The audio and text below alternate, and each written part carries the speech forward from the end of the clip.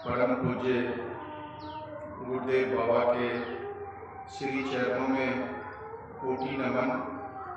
उपस्थित ब्रह्मचारीगण, ब्रह्मचारी बहना, गुरु भाई, गुरु बहना और बाबा के अनुयायी सभी लोगों को एक साथ नमो नारायण।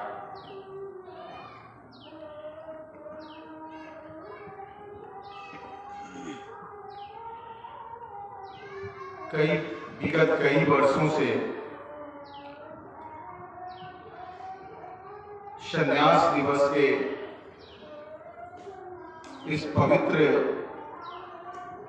समय में हम सभी लोग बाबा के सानिध्य में या मनियर मंच पर 7 दिन का सत्संग संचालित होते आ रहा है और इस वर्ष भी 2024 में अब यह आज का सत्संग अपनी पूर्णता की ओर अग्रसर है। मानव के जीवन में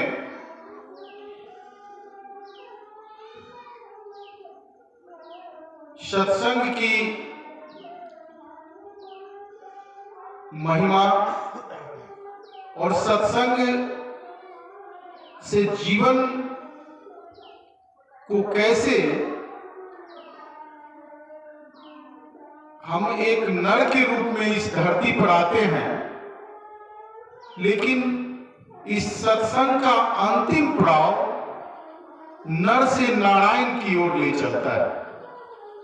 वो अंतिम पड़ाव जो है इस सत्संग का, ये आपको नर से नारायण तक पहुंचा सकता है। ये ऐसा नहीं कि हम इस बात को बोल रहे हैं, ये सर्वविदित है। आप देखिए कि दुनिया के मानस पटल पर, चाहे वो भगवान बुद्ध हो, भगवान महावीर हो, रामकृष्ण परमहंस हो, विवेकानंद हो या बाबा शांतानंद हो, ये सभी मानव के ही शरीर में इस मानव लोक में आए और मानव शरीर पाकर और इस सत्संग का लाभ लेकर नर से नारायण को प्राप्त की। और इसी अब ये मेरे जीवन का बहुत बड़ा अनुभव नहीं है कि कितने दिनों में कौन लोगों ने नारायण को प्राप्त किया और नारायण ही हो गए, लेकिन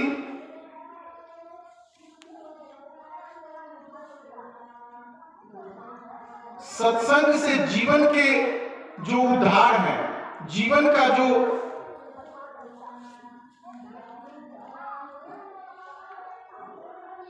जीव अपने जीवन का जो उद्धार की ओर बढ़ता है, तो सत्संग ही आपको इस जीवन में, इस जीवन को उद्धार की ओर अग्रसर कराता है। लेकिन जीवन में मानव को सत्संग के बाद उसकी अपनी संकल्प शक्ति होती है, जिस संकल्प शक्ति से आप देखिए कि जितने भी महापुरुष हुए, महामानव हुए, वो उनका कोई सामूहिक संकल्प नहीं था, उनका सेल्फ संकल्प था। उन्होंने ही संकल्प लिया कि हमें इस जीवन को समझना है, इस जीवन के अंतिम परमात्म तत्व को प्राप्त करना है। और उस संकल्प के साथ निरंतर जब चले तो वो परमात्म तत्व को प्राप्त किया और मानव कल्याण के लिए। फिर उस रास्ते से जो सफर किया, तो उस रास्ते में जो उनकी अनुभव और अनुभूति रही, वह अनुभव और अनुभूति को महापुरुष निचोड़ कर हम आम मानव के लिए देते हैं कि आप भी अगर इस मार्ग पर, इस रास्ते पर चले तो आप भी जीवन में आगे बढ़ सकते हैं, जीवन को सफल बना सकते हैं। बाबा का जो उपदेश है, बड़ा ही स्पष्ट उपदेश, इतना स्पष्ट उपदेश आज के परिवेश में, आज के समय में हमें नहीं लगता कि अगर मैं वेद पढ़ना चाहिए, लेकिन अगर मैं वेद पढ़ने जाता तो मुझे नहीं पता कि मैं एक पृष्ठ भी पढ़ पाता या नहीं भी पढ़ पाता। इतनी क्षमता मुझ में नहीं थी कि मैं उस वेद के एक पन्ने को पढ़ पाता। लेकिन जिन्होंने वेद का दर्शन किया और उसको इस सृष्टि संसार के लिए, इस विश्व पटल पर उस वेद के संपूर्ण सार को 4 पन्ने में हिंदी में इतने सरल शब्दों में हमारे लिए, आपके लिए, संसार के लिए उन्होंने दिया कि इसको आम ढंग से इसको आप समझ सकते हैं, इसको पढ़ सकते हैं, और पढ़ने के बाद उस सूत्र पर, उस सिद्धांत पर अगर हम चलते हैं तो निश्चित तौर पर उस सूत्र और सिद्धांत पर चलने के लिए 3 ही बात की बाबा, कई बार हमने सुना है बाबा के ही मुख से, कि उसके लिए 3 बातें की बड़ी जरूरत है। एक है कि धैर्य, दूसरा है विश्वास और तीसरा है प्रयास। इस 3 कड़ी को कहीं अगर धैर्य रहता है और विश्वास कहीं खत्म हो जाए तो फिर सफलता की सोपान आपसे बहुत दूर चले जाएंगे, या सफलता क्रॉस करेगा लेकिन आप उसको पकड़ नहीं पाएंगे। तो इस जीवन को सफल बनाने के लिए ये 3 बात बड़ा ही आवश्यक है कि धैर्य, विश्वास और प्रयास। इस धैर्य और विश्वास और प्रयास के साथ आम मानव जब आज के इस परिवेश में, इस कलिकाल में जब बच्चे जन्म लेते हैं, बाल्यावस्था को जब पार करते हैं, तो हम कहते हैं कि उनको शिक्षा देना जरूरी है। तो उसके लिए हम शिक्षक की आवश्यकता ढूंढते हैं और विद्यालय भेजते हैं। उसी तरह से इस भौतिक जगत में के ज्ञान के लिए आपको शिक्षक की जरूरत है, विद्यालय की जरूरत है। लेकिन अगर अध्यात्म की ज्ञान अगर आप लेना चाहते हैं तो अध्यात्म अर्थात आत्मा का अध्ययन, जिसको आत्मा के अध्ययन के लिए जिस तरह से इस भौतिक ज्ञान के लिए भी आपको बगैर कोई स्कूल गए हुए, बगैर कोई शिक्षक से शिक्षा लिए हुए आप भौतिक ज्ञान को भी प्राप्त नहीं कर सकते हैं, उसी तरह से आध्यात्मिक ज्ञान के लिए, आत्मा के अध्ययन के लिए एक सद्गुरु की जरूरत होती है। अगर आपके मन में जब निरंतर आप सत्संग करेंगे, निरंतर आप भजन करेंगे, निरंतर कीर्तन करेंगे, परमात्मा का स्मरण करेंगे, तो आप जिज्ञासु हो जाएंगे कि हमें एक सद्गुरु की जरूरत है, और कहीं न कहीं आपको गुरु की आवश्यकता होगी, और बगैर गुरु का आप अध्यात्म के जीवन में अर्थात आत्मा का अध्ययन नहीं कर सकते हैं। जब गुरु से उस मार्ग को लेते हैं, आप सूत्र को लेते हैं, सिद्धांत को लेते हैं, तब उस सिद्धांत पर, उस सूत्र पर चलते हैं। इस सृष्टि संसार में आध्यात्मिक गुरु भी बहुत सारे हैं, लेकिन आप जहां सेट करते हैं, एक मानव का, हमारे शकल का कोई दूसरा व्यक्ति हूबहू नहीं है। कोई तीसरा व्यक्ति हूबहू नहीं है।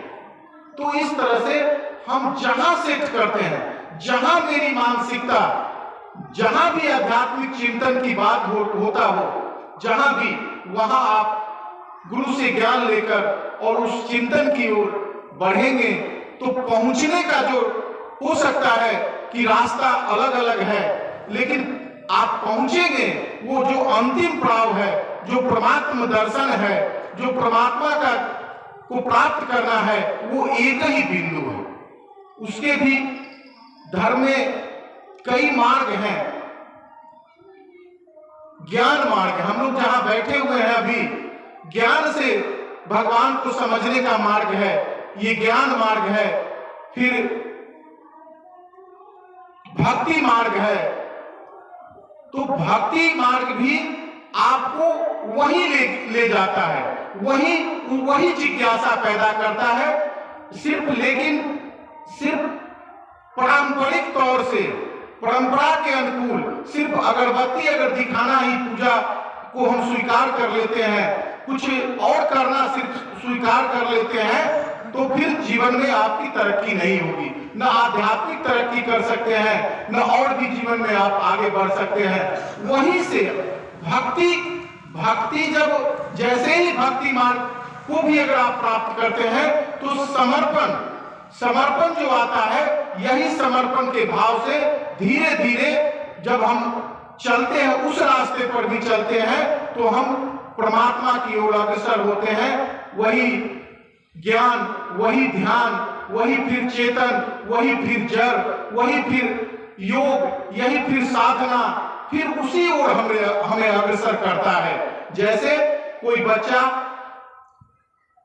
एजुकेशन को जाता है, लेकिन वो चाहे किसी भी विषय को पढ़कर जब वो आगे बढ़ता है, तो जो उसको शिक्षा मिलती है, वो फिर उसको निरंतर फिर शिक्षा में दूसरे को वो शिक्षा देते हैं। इस तरह से जो उसके मार्ग है वो आगे बढ़ता है। और इसी तरह से हम, बाबा का एक पहला उपदेश है, जड़ और प्रकृति परिवर्तनशील है और चेतन गतिशील है। हम उस पर थोड़ा अगर चिंतन करें तो कि प्रकृति क्या है, प्रकृति परिवर्तनशील है। अगर उसको शाब्दिक अर्थ में लें तो यह भी हम कह सकते हैं, अभी हम जाड़े के दिन में बैठे हुए हैं, कल फिर आगे आने वाला 2 महीना में बरसात हो जाएगा, फिर उसके बाद गर्मी आ जाएगी, इस तरह से। लेकिन उसको और सूक्ष्म में जाएंगे तो प्रकृति, मोटा शब्द में है कि प्रकृति इस तरह से परिवर्तनशील है, लेकिन चेतन भी गतिशील है। अब चेतन क्या है? जहां तक हम देखते हैं, जिस चीज को हम देखते हैं वो जड़ है, और जिसको हम नहीं देखते हैं, हम अनुभव जरूर करते हैं कि इस सत्ता को, इस सृष्टि संसार के सत्ता को चलाने वाला कोई नियामक है, कोई एक विशेष शक्ति है जो इस सृष्टि संसार के सत्ता को चला रहा है, उसी का नाम परमात्मा है, उसी का नाम ईश्वर है। लेकिन आमतौर पर हमें दर्शन नहीं होता, हम देख नहीं पाते कि परमात्मा कहाँ है, कौन सा रूप है परमात्मा का, ये नहीं देखते। तो ये जो जिस चीज को हम देखते नहीं, लेकिन उससे हमारा सृष्टि संसार संचालित होता है। जैसे मानव के शरीर के बारे में कहा गया कि संपूर्ण ब्रह्मांड की प्रतिमूर्ति है मानव की शरीर। तो शरीर, हम अभी शरीर है, मेरा हाथ है, पैर है, आंख है, नाक है, कान है, सब कुछ है। लेकिन शरीर का अस्तित्व तभी है जब हमारे शरीर में आत्मा, जब आत्मा निकल जाती है तो फिर शरीर का अस्तित्व वो पंच तत्व में विलीन हो जाता है। लेकिन आत्मा को निकलते हुए हम देखे हैं क्या? आत्मा को देखे हैं क्या? कोई आमतौर पर तो नहीं देखते हैं। तो इस जड़ पदार्थ से निकलते हुए हम जो इस साधना को करते हैं, आंख बंद करते हैं तो अंधेरा नजर आता है, लेकिन इसी अंधेरा में कहीं प्रकाश छुपा हुआ है। इसलिए हम निरंतर इस साधना को करें। ध्यान जो हमारा साधना है, इस साधना को अगर हम करें तो निश्चित तौर पर यह अंधेरा टलेगा और एक विशेष प्रकाश जो दुनिया, जो उस वही जब अंधेरा जैसे ही चलेगा, हम प्रकाश को जब उस प्रकाश को अनुभव करेंगे तो वही चेतन है। धीरे धीरे धीरे धीरे आप उस ओर आपकी बुद्धि भी उसका असर संपूर्ण शरीर पर पड़ता है। सारी ज्ञान इंद्रियां पर, कर्म इंद्रियां पर जब आप ध्यान करते हैं तो उसके सारे असर मन ज्ञान इंद्रियां, सूक्ष्म इंद्रियां सब पर पड़ता है और धीरे धीरे आपके शरीर भी निरोग हो जाता है और धीरे धीरे धीरे आपकी बुद्धि भी बहुत तीक्ष्ण हो जाती है, जिससे जिस सूक्ष्मता के आधार पर सूक्ष्म आंख से आप संपूर्ण ब्रह्मांड को देख सकते हैं, परमात्मा का भी दर्शन कर सकते हैं। इसलिए बड़ा सरल और सहज और अमूल्य चीज हम तमाम लोगों को मिला है। इसको जैसे भी हो, धीरे धीरे ही हो, लेकिन इसको अगर भजते रहें, इसको आगे करते रहें तो निरंतर जब करेंगे निश्चित तौर पर हम परमात्मा तत्व को प्राप्त करेंगे। इसी के साथ मैं अपनी वाणी को विराम देता हूं। सभी लोगों को एक साथ नमो नारायण प्रणाम करता हूं। बोलिए प्रेम से श्री सद्गुरु महाराज की जय।